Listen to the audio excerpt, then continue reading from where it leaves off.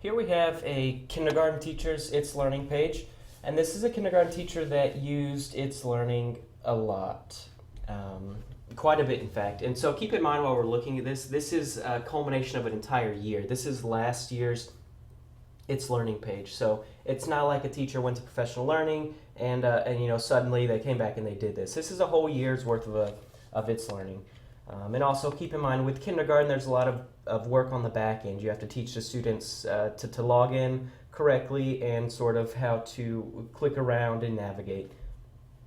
But this teacher did successfully do that. So if we look on the teacher's course dashboard, we just have a brief welcome and some helpful links right off the top. And then some additional information. But basically this is just a home page for students and teachers, or students and parents to see when they log in.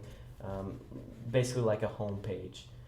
The tree of this teacher's is divided up by subject. So we have language arts, math, science, and within each folder you have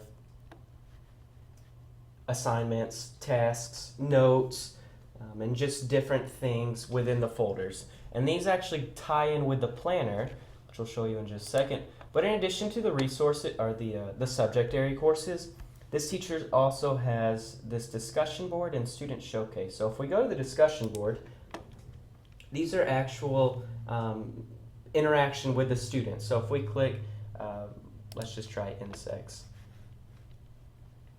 So here we have a question, and then underneath it you have answers. We can click, and you can just see what the students typed.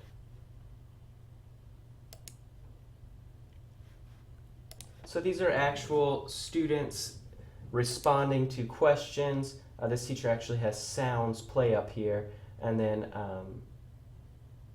something regarding the sound or what they've done in the past. So we can look, they all have these discussions, and these, like I said, this takes some coaching. This isn't something students can do right off the bat. This takes a little bit of teaching and training and coaching of the students. But let's look at this teacher's planner. So I'm just going to open up the planner by clicking planner.